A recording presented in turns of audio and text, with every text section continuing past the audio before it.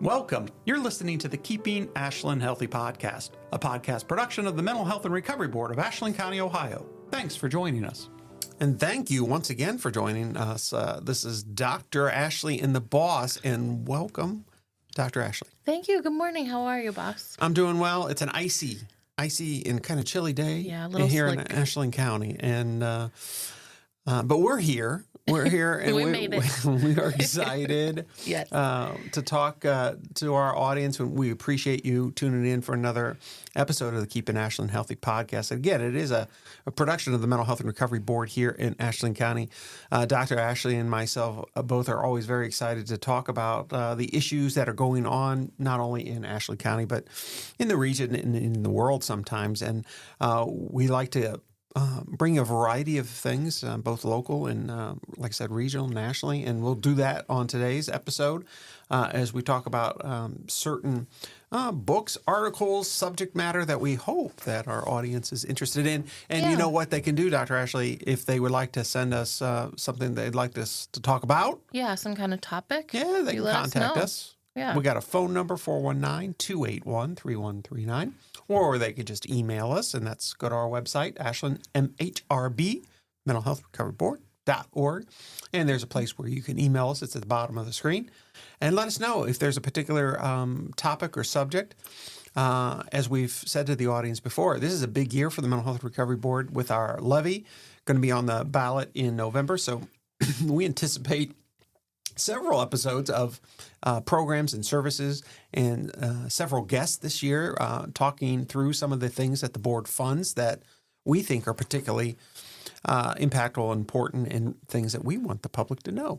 Absolutely. But let us know if you've got some ideas. We'd love to hear from you. So I got my coffee in the studio. I left mine in the office. I just hope I don't spill it on any of this incredibly expensive equipment. Don't do that. That would impact the podcast. It would indeed. Dr. Ashley. All right, first off, yes. A near and dear to us topic, how we interpret distress.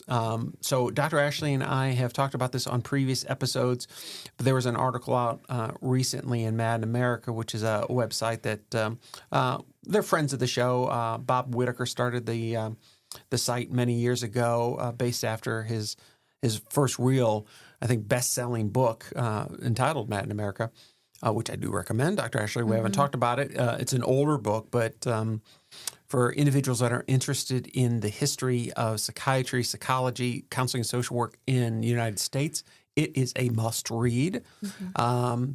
This is just a rabbit trail, but as you know, Dr. Ashley, I love to go on these rabbit trails. That's great. I recall the when and the where when I read this book. So it's one of those things as a professional.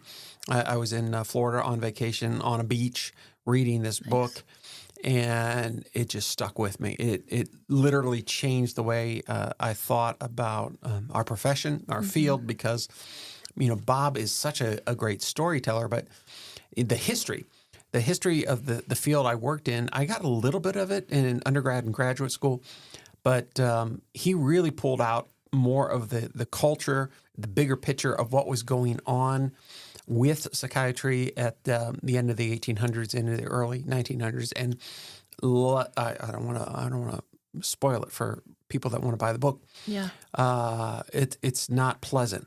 A lot of the things that were going on in the field weren't good things. And some of those things have hung on in ways that maybe not as obvious. So, for example, folks certainly remember the practice of lobotomies, right. The cutting of the corpus callosum, or messing up that bridge between the two hemispheres of the brain. That was a barbaric practice, but it was seen as cutting-edge science 40, 50 years ago. So some of the history in that book is just, it's a must read for even if you don't work in the field, but particularly if you work in the field. It just helps us be humble, helps us be curious, hopefully helps us to question studies, results, so we don't find ourselves embracing something as dangerous and destructive and ill-conceived as lobotomies. I think that's great. We should maybe focus on that on another podcast too. We might have to. Yeah, I think that's a good idea. Yeah. But this first article, Default Depression, how we now interpret distress as mental illness. And the reason this one jumped out to me is because, again, it makes the point that we need to recognize all of us as human beings experience distress throughout our lifetime. Sometimes that distress is more pronounced, more challenging than at other times, but that is it's a normal occurrence in the life cycle of a human. Right. Is that things, circumstances, events, relationships, you name it, loss will cause various degrees of emotional distress. And if we see that as a dysfunction, as an illness, as a disease, as something being fundamentally flawed or wrong or broken within the individual, we're off track in the vast majority of situations. If we see that as part of the normal human experience, and we see these things as temporary and situational, they'll pass. This too shall pass, Dr. Ashley. We would probably be in a healthier and a better spot. Yeah, and that's really one of our fundamental beliefs here at the board. And you see that kind of in all of the work that we do. We don't talk about mental illness in the way that a lot of people do as like a disorder, dysfunction. And I think you see that play out in all the work and programs that we do. I hope so. And I hope that's one of the things that if you're a resident of Ashland County and you have received services from any of our providers, or you've come to any of our events or conferences, as you say, Dr. Ashley, this is an important point. I often say, I want our community behavioral health, our taxpayer-funded behavioral health system to be as small and as efficient as it needs to be to meet the legitimate needs, behavioral health, mental health, substance use needs of our community, and no larger. Mm-hmm. The idea is we want to keep people out of this system that don't really need it, but certainly to make it as accessible and as efficient and as effective for those that do. And there's always a tendency for systems to be bigger than they need to be. So that's one of our jobs at the board, is to make sure that we're keeping an eye out on who's getting the services. Mm-hmm. And are we sweeping up too many people that are just experiencing normal human distress rather than some kind of more serious underlying issue, which may exist, sometimes does exist. And sometimes we have to tease out whether that underlying issue is a primary physical issue. That's true. Yeah, absolutely. There might be an actual physical issue going on that produces symptoms that could be often misinterpreted as mental health issue. Yeah. So. Yeah, and things that we go through, they cause distress. I think there's a harm, or there could be a harm, in viewing those things as illness and something that like we can't do anything about. Yeah. It takes away a little bit of like the control or the hope that they can get better. Right. And we don't want people in the system forever, their whole lives with quote unquote an illness. That's right. Yeah, so. That's real important to us, and it's part of our trauma informed care initiative in this county. Again, you touched on it, Dr. Ashley, that folks recognize that it's not about what's wrong with you, it's about what's happened. Absolutely. And the focus shouldn't be on, because it's not about what's wrong with the individual. It really is about, maybe situations or a series of situations that have all converged such that they're just having a difficult time. Right. In that article, they say mostly like with depression and anxiety, that's kind of the default. If someone's struggling, that must be depression or anxiety. But I think it's good to kind of look inward and see, what else might be affecting me from the outside. How am I reacting to the situations I'm going through? Right, and seeing that as a normal part of living versus some kind of fundamentally wrong. Right, yeah. Mm-hmm. Well, I encourage folks, and like I said, we tend to link all these articles in the episode description so folks can read them at their leisure. And I think Default Depression, How We Now Interpret Distress as Mental Illness, is worth your time. And again, fits in with what the board is trying to accomplish. Next up is another friend of the show, Dr. Joanna Moncrief. Yeah, she's great. Boy, is she great. I'll tell you, she's another one, like Bob Whitaker's Mad in America book. Dr. Moncrief, years ago, she had, in my opinion, one of the best ways of just talking about psychiatric drugs as drugs. Mm-hmm. and she says, let's not pretend that psychiatric drugs are magically different than any other psychoactive drug, or be it alcohol or caffeine or cannabis, you name it, any other substance that, a drug that changes the way we function, how we feel, so too do psychiatric drugs. And the title of her newest book is called Chemically Imbalanced: The Making and Unmaking of the Serotonin Myth. And that concept, that myth that she's referencing, is a lot of folks will say, oh, no, nobody believes that anymore. But the reality is it has been talked about and, said in such a way that it was true for so many years. The messaging for many, many years was that, Dr. Asher, if you were to come in the office, I was seeing you were struggling with anxiety, depression, I would say something to the effect of you probably have a chemical imbalance. Mm-hmm. And either your serotonin or your dopamine, something's off. We're going to prescribe one or more medications that'll help rebalance your neurotransmitters. We're going to get that imbalance, back in balance, and you're going to feel better. By taking that pill. That's right. So mm-hmm. that chemical imbalance myth really was quickly shown to be a myth, even back in the 60s and 70s. But it was such a simplistic and easy to understand concept that it continued. And many institutions, educational, certainly marketing and promotional, yes. Ran with it for years. And then when you started to corner people here in the last 10, 15 years about, the fact that there's no science that supports that, they would say, oh, well, nobody really believes that. We didn't, we might have thought that years ago, but nobody really took that seriously. So there's been from the scientific community, I think there's really been a backing off of saying that there is such a thing, but yet they act as if. They yes. continue to act as if.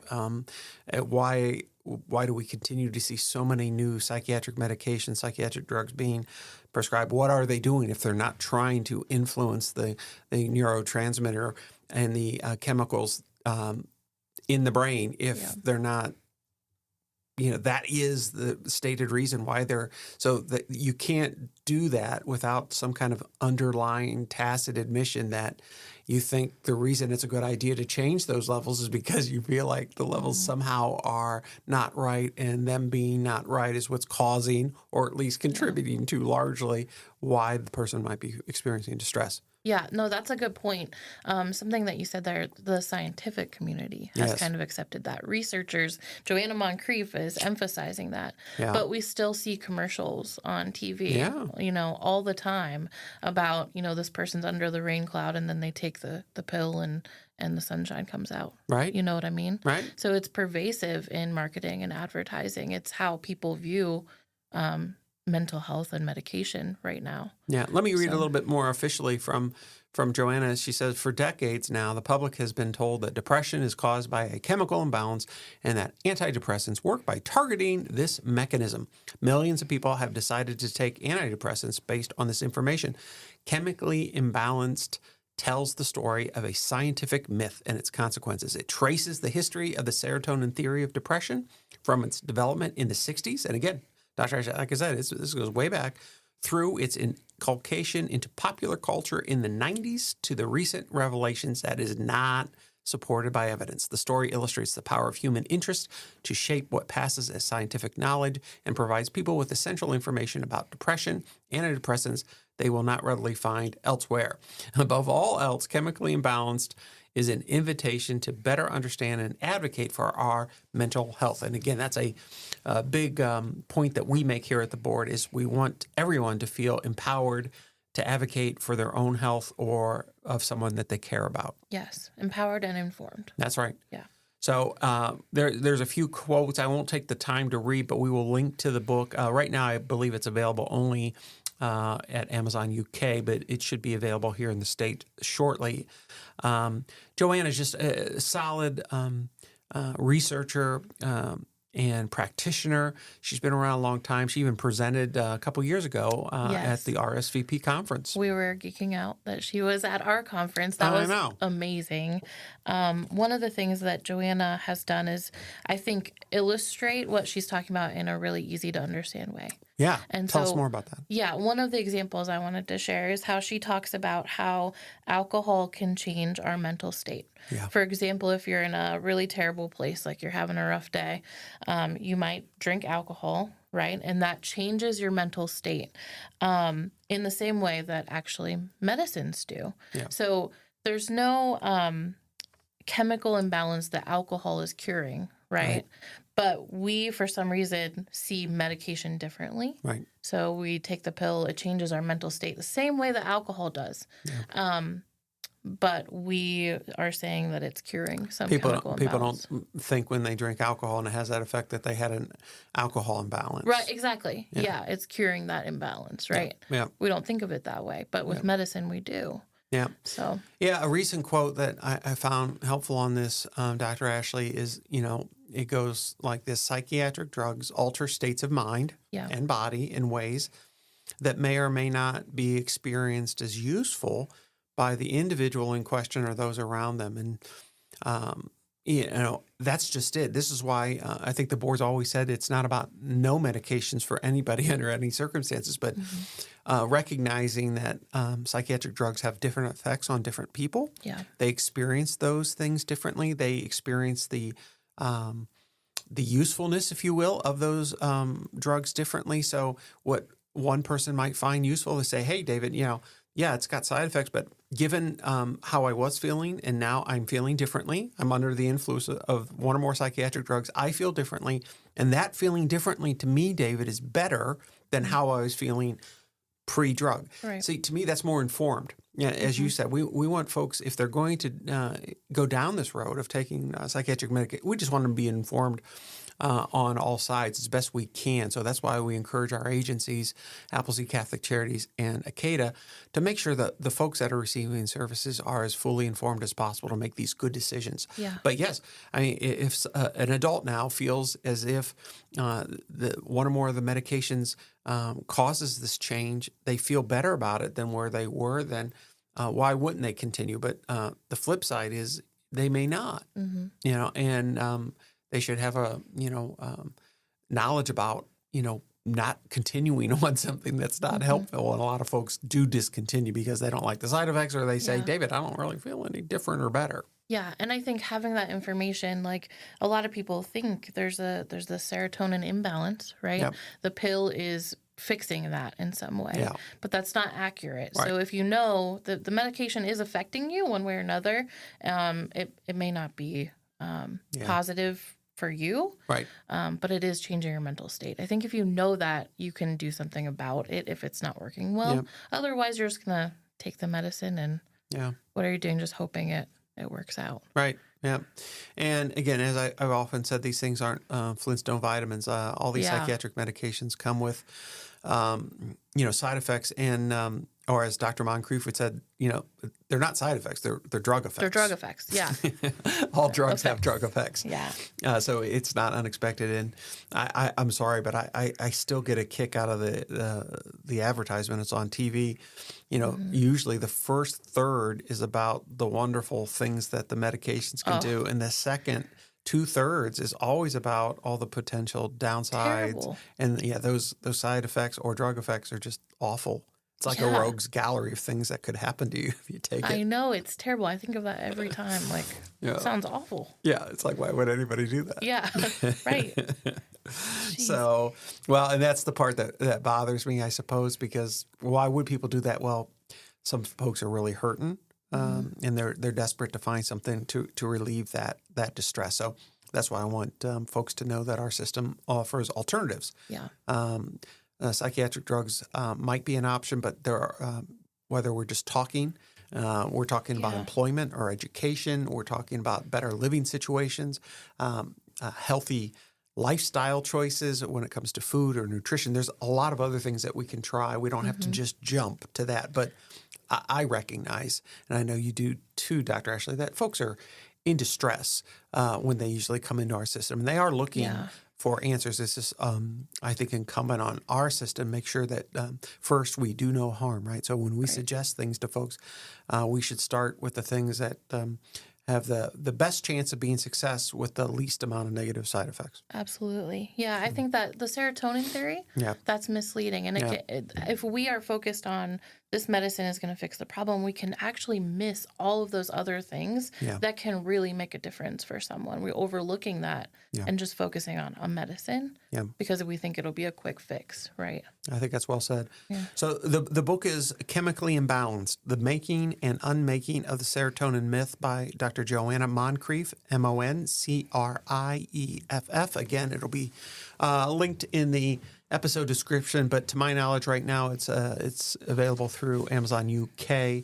But I was able to get it through Blackwell's online, which is a wonderful bookstore over in England. If you've not ordered from Blackwell's, that's a great place to get books. We also have a YouTube channel, and we have a recording. Yes, I just want to plug this a little bit. Plug it. We have a recording of Dr. Joanna Moncrief at our conference about 2 years ago, I think. And she talks about some of this. And she does, yeah. So if you want to kind of see her talk about it, and she's talking at our local conference. It's really cool. I know. Check that out on our board's YouTube channel. I appreciate you mentioning that because a lot of what she talked about ended up in this book. You know how writers they're always prepping and working out their materials years in advance. So yeah, that's awesome.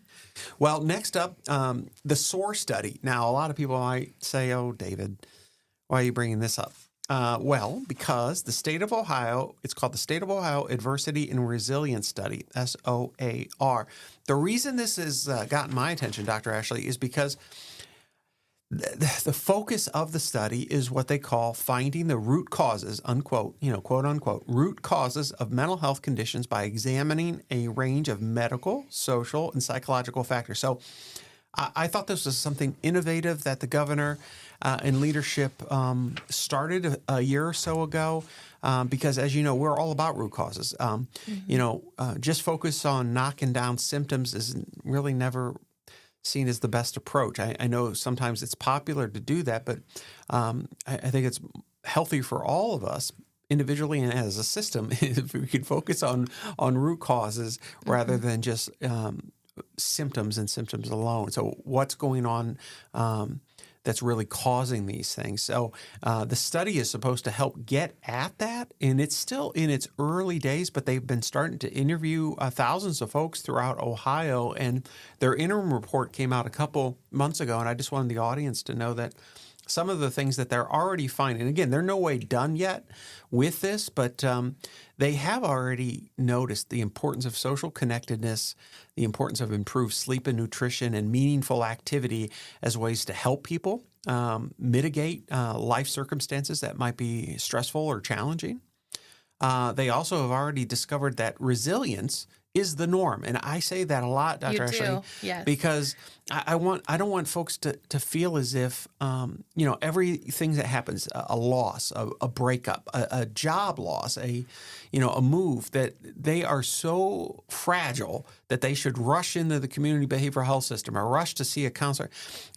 You're going to be able to get through these difficult times. That is the norm. Than you think. Absolutely. You certainly are. Yeah. So I want people to recognize that resilience is the norm. I say that because even in the folks that they're surveying, the vast majority of folks that encounter challenges, they don't go rushing into the system, and they say they're doing fine. Right. But that finding meaning and purpose in one's life, they've also discovered that, surprise, surprise, that increases hope and connecting with others. Both of those are incredibly powerful protective factors that help people. So going through a challenging situation all by your lonesome with nobody to talk to, nobody to kind of just vent to, that puts you at higher risk than if you've got a support network that you can talk this through. People can support you through, give you ideas, maybe even say, you know what, I went through something similar, not the same, but maybe something similar. Absolutely. And knowing that you're not alone, like, I'm not the only person that experienced these kinds of things. So. Yeah. That ties in actually with the other things we're talking about today. Yeah. So you might be experiencing something difficult. You go to a counselor, you get some support, and that helps, right? Yeah. Or you could be diagnosed and viewed as mentally ill, and diagnosed with depression and prescribed a pill that may or may not help, right? So I just think it's a more effective way of looking at distress and troubled times. Agreed. Yeah. So this is the SOAR study, the State of Ohio Adversity and Resilience Study. Keep an eye on this. We will. Yeah. But the whole idea, and I applaud the governor in the state for not focusing on symptoms, but actually trying to get at the root causes of some of these mental health conditions. Yeah. Last but not least today, Dr. Ashley, is I think some good news on a serious topic. So friends of the show know that the board has really been focused over the last 15 years on suicide and trying to impact the number of folks that lose their life to suicide. So we've done a lot of question, persuade, refer, QPR trainings, which is a evidence-based suicide prevention approach that we've really embraced in Ashland County. And the numbers have been, they haven't been good, to be honest, over the last 10 years. COVID didn't help. Yeah. But finally, the 2023 Ohio Suicide Report came out and did show a 1% decrease, 23 versus 22.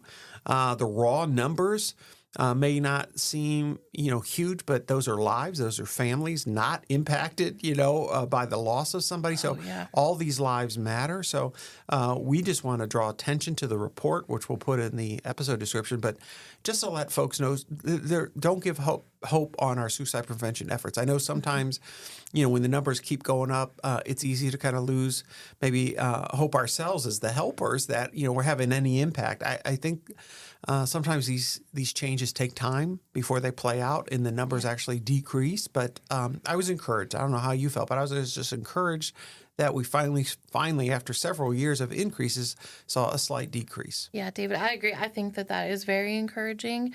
I know that for us here at the board, it's one of our biggest priorities and will continue to be. It'll continue absolutely. To be. You're right.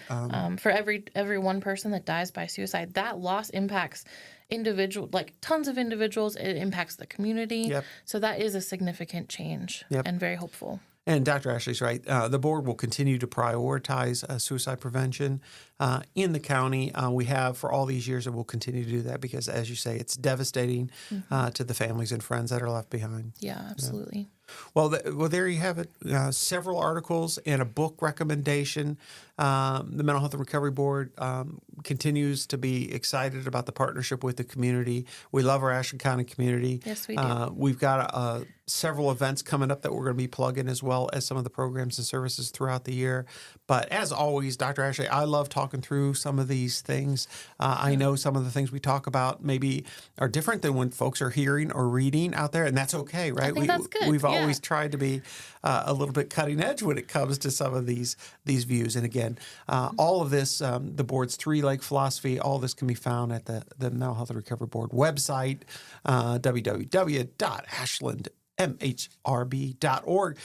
Any words of wisdom for the audience before we end today's episode, Dr. Ashley? I guess I just want to say thank you for listening. Yes. Not everyone cares about mental health, but I'm glad that you do, and I'm glad that you're with us and taking the time to learn. So thank you. I agree wholeheartedly. Until next time, Dr. Ashley, thank you for listening to another episode of the Keeping Ashland Healthy podcast. The podcast is a production of the Mental Health and Recovery Board of Ashland County, Ohio. You can reach the board by calling 419-281-3139. Please remember that the board funds a local 24/7 crisis line through Appleseed Community Mental Health Center. It can be reached by calling 419-289-6111. That's 419-289-6111. Until next time, please join us in Keeping Ashland Healthy.